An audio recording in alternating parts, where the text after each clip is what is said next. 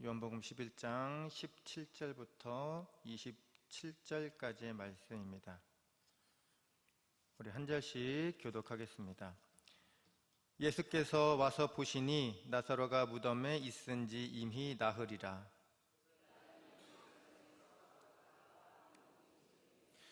많은 유대인이 마르다와 마리아에게 그 오라비의 일로 위문하러 왔더니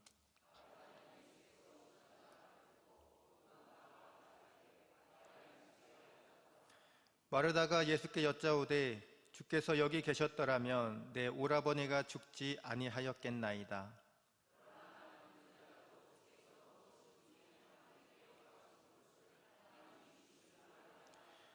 예수께서 이르시되 내 오라비가 다시 살아나리라.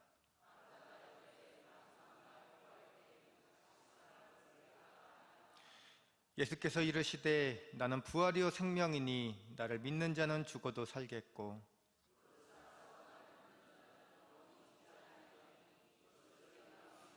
함께 봉독하겠습니다. 이르되 주여 그러하외다. 주는 그리스도시요 세상에 오시는 하나님의 아들이신 줄 내가 믿나이다. 네, 그리고 주님의 성전에 하나님께서 수요일날 예배드려라 말씀하실 때 아멘으로 화답하고 순종하셔서 예배자를 지키시는 우리 성도님들에게도 주님의 사랑과 은혜가 강같이 흘러넘치기를 주님의 이름으로 축복합니다. 네, 기쁜 마음으로 오늘 말씀을 전하는데요. 근데 말씀의 시작이 조금 어둡기도 합니다.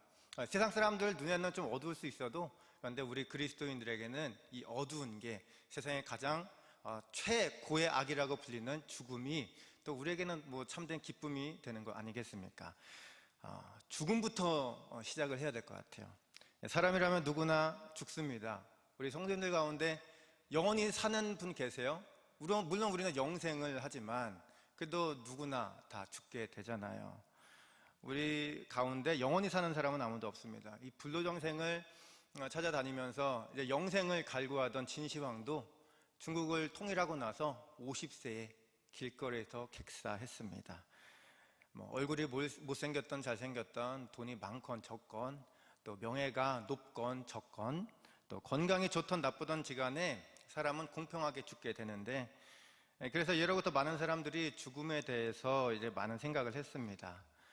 제가 죽음에 관한 명언들 몇 가지를 읽어 드릴 텐데요. 한번 잘 들어보세요. 죽음은 태어나기 전에 나 자신이다. 아르투어 쇼펜하우어. 어떤 이들은 죽은 후에야 다시 태어난다. 프리드리히 니체. 그리고 행복하게 떠날 수 있기를, 그리고 다시 돌아오지 않기를, 프리다 칼로. 그리고 삶이 소중한 이유는 언젠가 죽기 때문이다. 프란츠 카프카라는 소설가가 이렇게 이야기를 했는데, 이 죽음에 관한 많은 명언들 중에서 저는 프란츠 카프카의 말이 가장 마음에 와닿습니다. 삶이 소중한 이유는 언젠가 죽기 때문이다. 이 당연한 말이잖아요. 그런데 잘 생각해 보면 여기도 굉장히 깊은 메시지가 있습니다. 성도님들 어떠세요? 좀 동의가 되십니까? 사람이라면 누구나 끝을 맞이합니다. 죽음을 경험하게 돼요. 하지만 우리 그리스도인들에게 있어서 죽음은 끝이 아닙니다. 천국으로 향하는 관문이고요. 영생을 시작하는 바로 그 시작점이에요. 우리가 죽음이라는 문의 손잡이를 잡고 열고 들어가면 그때부터는 비로소 새로운 세상, 새하늘과 새 땅, 천국이 열리기 때문입니다. 그래서 우리 그리스도인들은요, 잘 사는 것, 웰빙도 중요하지만 잘 죽는 것, 웰다잉도 중요한 것 같아요. 마지막에 믿음으로 삶을 마무리하는 웰다잉이 우리 그리스도인들에게 있어서 더 중요한 것 아니겠습니까? 세계적인 기독교 번증가 오스기니스는 오늘을 사는 이유라는 책에서 크게 보면 우리 모두는 죽기 위해 살아간다 이렇게 말했는데요. 어쩌면 우리는 하루하루 살아가고 있는 게 아니라 하루하루 죽음을 향해 달려가고 있는 건 아닐런지 모르겠어요.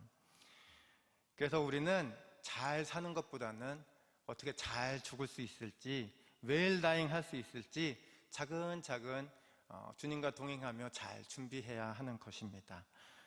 프리다 칼로의 말, 행복하게 떠날 수 있기를, 그리고 다시 돌아오지 않기를. 이 말은 오직 잘 죽을 준비를 한 사람만이 자신 있게 할 수 있는 말 아닐까 생각해 봐요.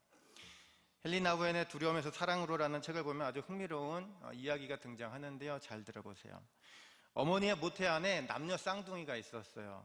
대화를 나누고 있었습니다. 여자아이가 남자아이에게 말해요. 나는 출생 후에 또 다른 삶이 있다고 믿어. 그러자 남자아이가 극렬히 반대합니다. 아니야 바보야, 이게 전부야. 난 여기가 너무 아늑하고 좋은걸? 우리는 그저 탯줄에 매달려 있기만 하면 되잖아. 그러자 여자아이가 조그맣게 대답합니다. 난 이 어두운 곳 이상에 뭔가가 있을 거라고 믿어. 우리가 자유롭게 움직일 수 있는 그곳이 분명히 있을 거야. 얼마간의 침묵이 흐르는 여자아이가 머뭇거리며 말합니다. 나 할 말이 있거든. 넌 이것도 믿지 않겠는데 나는 엄마가 있다고 믿어. 남자아이가 불같이 화를 내며 소리칩니다. 엄마라고? 그게 무슨 소리야? 너 엄마 본 적 있어? 아까도 말했지만 잘 들어. 여기가 우리는 전부야. 그냥 이곳으로 만족하라고. 그러자 여자아이가 다시 말합니다.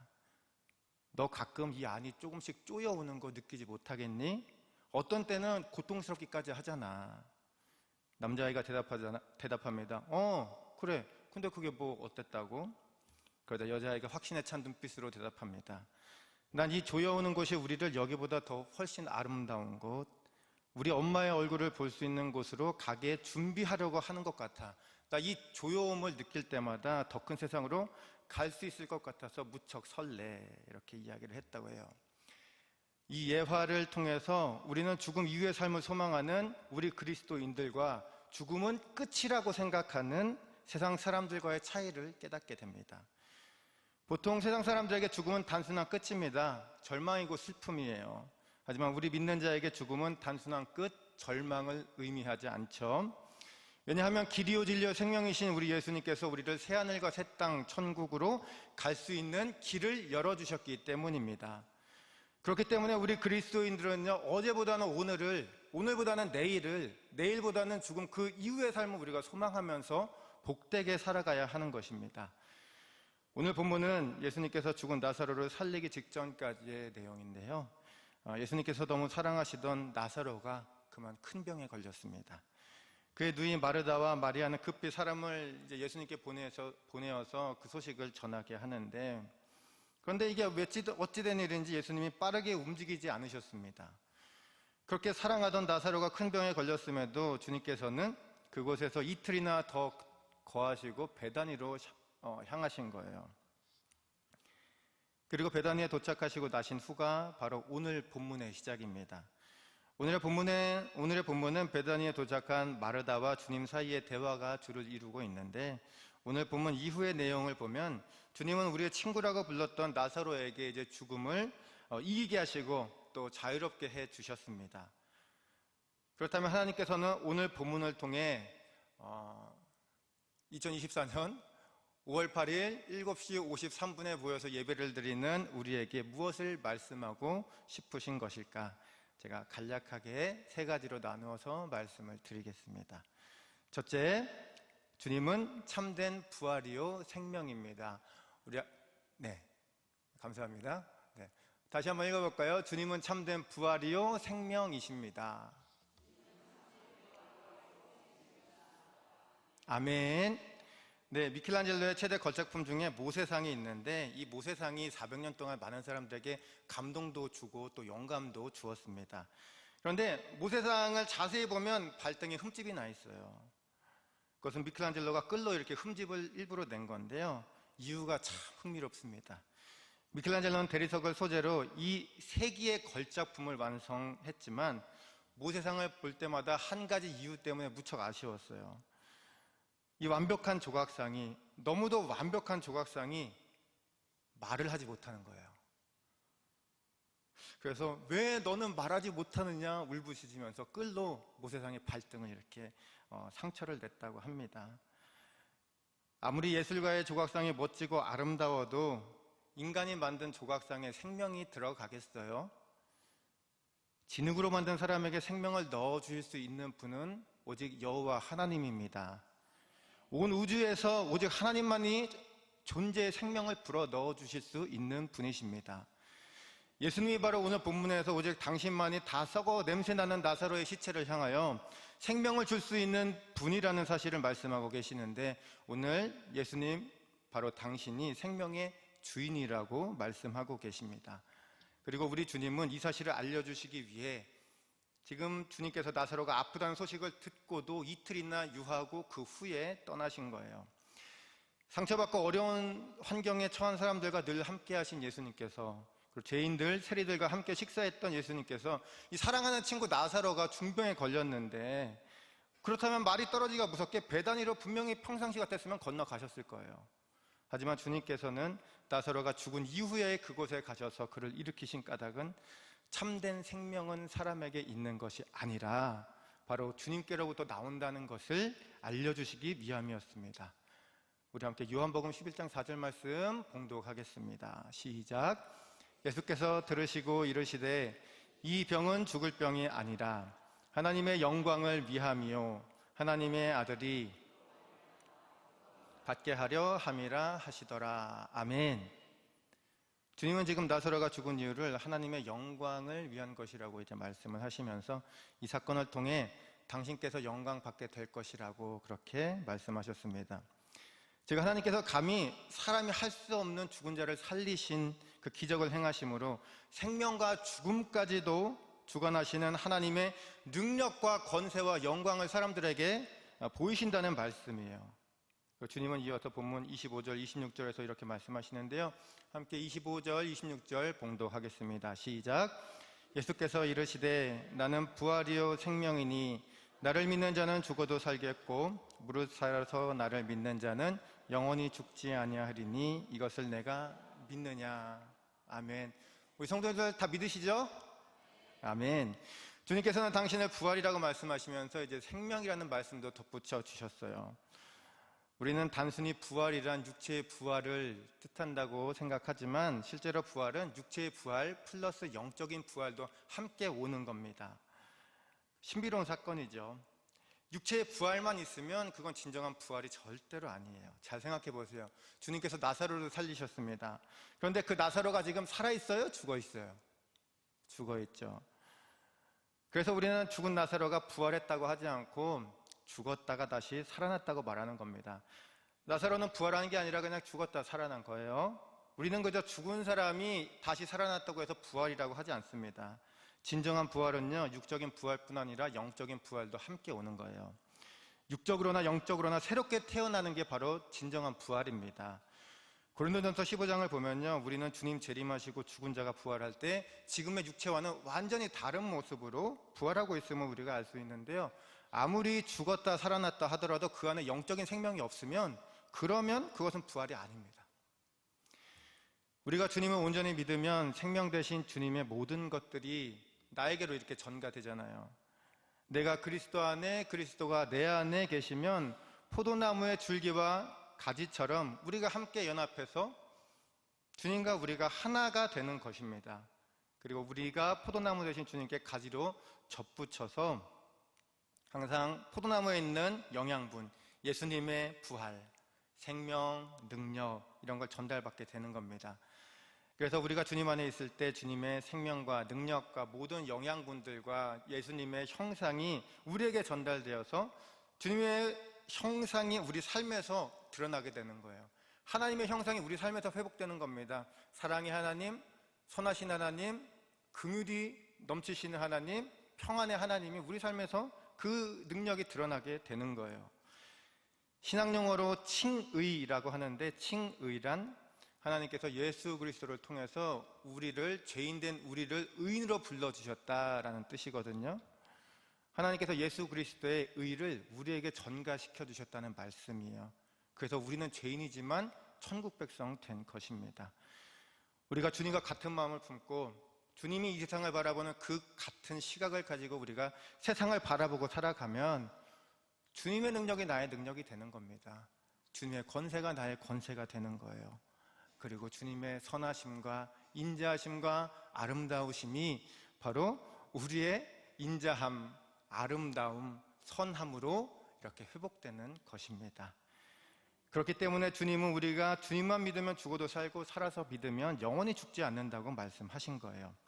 그리고 우리가 영생을 누리는 가운데 주님께서 이제 이 땅에 재림하실 거 아니에요? 부활 승천하시고 지금 천국 보좌, 하늘 보좌에 앉아 계시잖아요. 그리고 이 땅에 재림하실 텐데 그때 죽은 자는 다시 신령한 옷을 입고 부활하고 우리도 신령한 옷을 다시 입고 변모하게 돼서 주님과 영원한 삶 영생을 누리게 되는 것입니다. 이것이 성경에서 말씀하시는 예수님의 재림과 부활 그리고 영생입니다. 우리 길이요 진리요 생명 되시고 빛이 되시고 부활 되시는 주님만 온전히 신뢰하시기를 축복합니다. 오직 주님만이 부활이고 거룩한 생명입니다. 이 고백이 명확해질 때에만 비로소 우리 삶에 생명력 있는 삶, 거룩한 삶, 또 길이요 진리요 생명 되시는 예수 그리스도의 삶의 흔적이 우리에게 고스란히 이렇게 나타나게 될 줄 믿습니다. 자, 그리고 둘째, 우리는 아는 것을 넘어서 주님을 믿어야 한다는 것입니다. 우리 함께 읽어볼까요? 우리는 아는 것을 넘어서 주님을 믿어야 합니다. 아멘. 네, 오늘 본문의 이야기를 44절까지 확장한다면 마르다는 물론 마리아까지도 비록 주님의 능력은 알고 있었지만 주님을 믿지 못하는 모습을 보이고 맙니다. 그런데 아는 것과 믿는 것 우리 성도님들 잘 아시죠? 굉장한 차이가 있잖아요. 마르다가 계속해서 주님께 안다라고 말할 때 예수님은 마르다에게 이것을 내가 믿느냐 이렇게 말씀하고 계세요.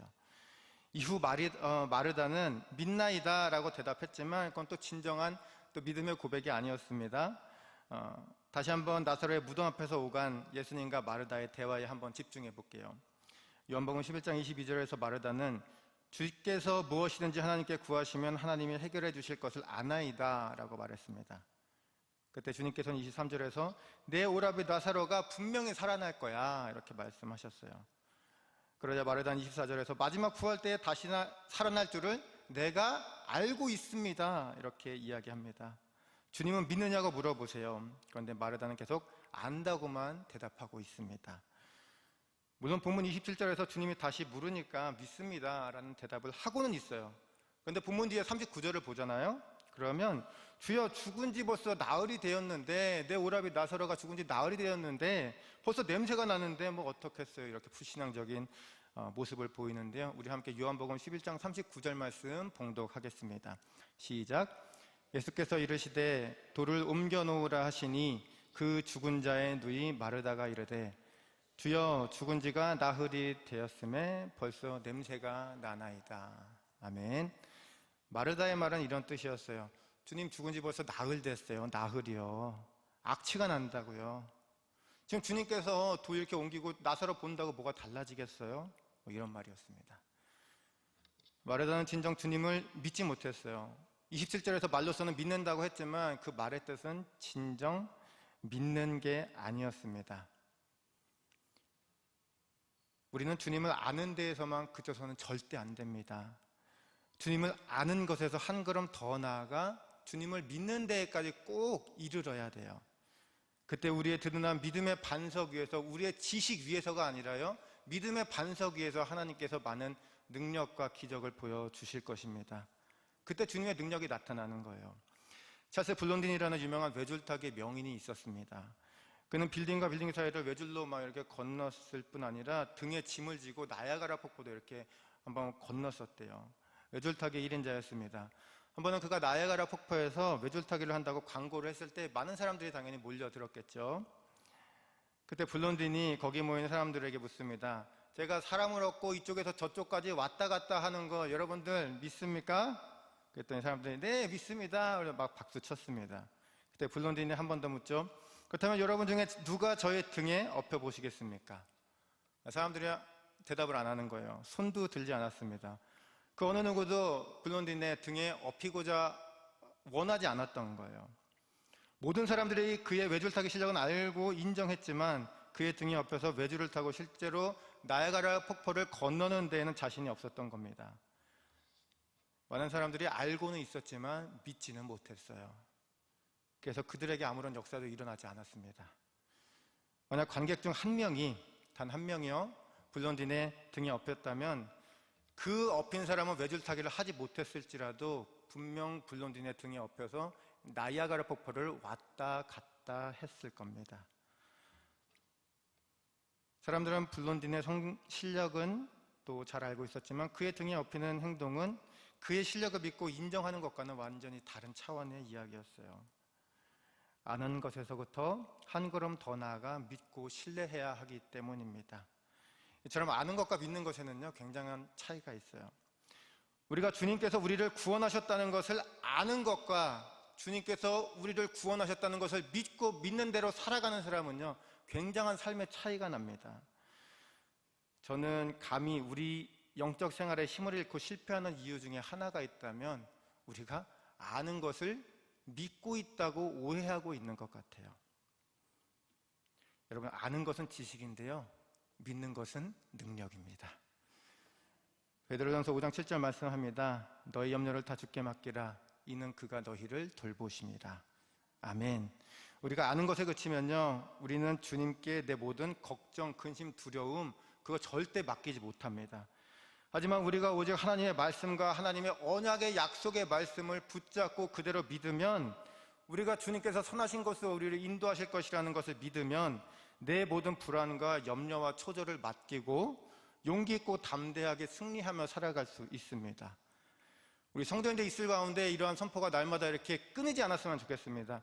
내가 비록 절망 끝에 거할지라도 주님 힘주시면 내가 다시 일어날 줄 믿습니다. 내가 지금 슬픔 가운데 있지만 주님 평안 주시면 내가 회복되고 평안하게 될 줄 믿습니다. 내가 지금 어려운 가운데 있지만 주님 개입하셔서 힘주시면 내가 승리하고 이겨낼 줄 믿습니다. 내가 질병에 지금은 힘겨워하고 고통 가운데 있는데요, 하나님이 치료의 손길을 내게 내어주시면 내가 회복될 줄 믿습니다. 깨끗이 치료될 줄 믿습니다. 이러한 고백이 우리 성도인들 있을 가운데 늘 충만할 수 있기를 소망합니다. 네, 그래서 십자가의 능력도 경험하고요, 주님의 능력이 나타나는 귀한 삶을 살아갈 수 있기를 주님의 이름으로 축복합니다. 우리가 주님을 알기만 하면 주님을 말씀하시는 구원의 능력, 평안과 기쁨, 사랑과 소망은 나와는 별 상관없는 것들이 돼요. 하지만 우리가 주님을 진정 믿으면 주님이 하셨던 약속과 언약의 말씀이 모두 나의 말씀이 됩니다. 때로는 돈이 없어서 비참하게 생각할 때가 있잖아요. 그런 상황에 처했을 때 빈 하늘에서 막 만남의 추락이야 비 오도 쏟아지는 역사도 경험할 수 있는 거예요. 내 앞에 장애물이 내가 도저히 넘을 수 없을 것 같아요. 그래서 주님을 믿고 주님을 신뢰하고 기도하고 나아가면 철옹성 같은 여리고성이 저절로 무너지는 역사도 우리 삶에서 우리가 경험하게 되는 겁니다. 아는 것에서는요, 어떠한 역사도 일어나지 않는데 믿는 것에서는 하나님의 능력이 나타나게 되기 때문입니다. 우리 새함께 성도님들의 삶에서 날마다 믿음의 역사가 충만할 수 있기를 축복합니다. 도무지 답이 보이지 않을 때 선명하게 길을 딱 인도해 주시고 밝히 보여주시고 발걸음을 인도하시는 주님도 경험하고, 또 너무 어려워 포기하고 싶을 때 힘주시고 장애물도 치워주시고 가뿐히 뛰어넘게 하시는 우리 하나님의 능력도 경험할 수 있게 되기를 소망합니다. 그리고 셋째, 예수님은 우리가 서 있는 그곳에서 역사해 주십니다. 우리 함께 읽어볼까요? 예수님은 우리가 서 있는 그곳에서 역사해 주십니다. 아멘. 네, 21절에 나오는 마르다의 불평, 그리고 오늘 본문은 아니지만 32절의 마리아의 불평은 똑같습니다. 그들은 과거에 얽매여 있어요. 주님이 바로 여기에 계셨더라면, 주님이 바로 여기에 계셨더라면, 이렇게 한탄합니다. 그런데 주님은 어떻게 말씀하세요? 과거형이 아니에요. 현재형과 미래형입니다. 나는 부활이요 생명이니 나를 믿는 자는 죽어도 살겠고 살아서 믿는 자는 영원히 죽지 아니할 것이다, 이렇게 말씀하세요. 흔히 우리는 주님이 옆에 계셔야지만 기적이 일어난다고 생각하지만 그것은 잘못된 신앙입니다. 예수님은 어디 있으시건 하나님의 말씀으로 천지를 창조하셨듯 말씀으로 모든 것들을 하실 수 있으세요. 사실 주님께서 나사로와 함께 계시지 않아서 나사로가 죽은 것도 아니고요, 만약에 주님이 나사로와 함께 계셨어도 나사로는 반드시 죽었을 겁니다. 왜냐하면 이 모든 것은 철저히 하나님의 주권 가운데 행해진 것이고요, 그리고 우리 예수님께서는 하나님의 말씀에 언제나 순종했기 때문에 그렇습니다. 우리가 여기서 깨달을 수 있는 사실은 바로 하나님의 역사는 우리가 생각하는 시간과 장소에 얽매여 있는 게 아니라는 사실입니다.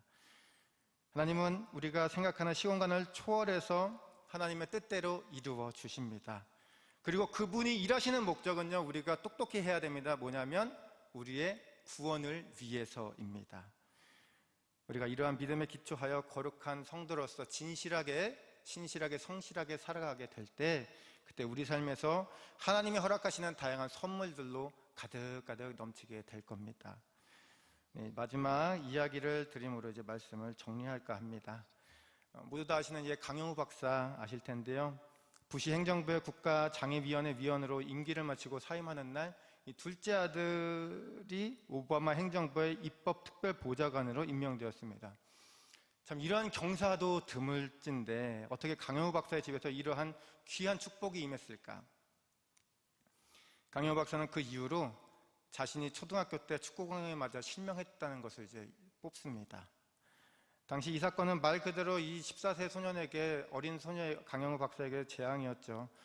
그 엄마 아빠 다 돌아가시고 큰 누이가 이제 생계를 책임졌는데, 또 과로로 큰 누나도 죽습니다.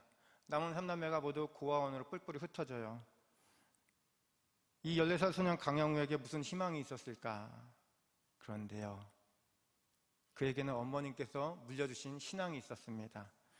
어머니는 강영우 박사에게 하나님은 너를 향한 놀라운 계획이 있다고 항상 말씀해 주셨는데, 강 박사가 바로 이 믿음을 붙잡은 것입니다. 지금 이토록 비참한 상황에서, 어려운 상황에서 어떻게 이게 믿어질 수 있을까? 이거 자체가 정말 기적인 것 같아요.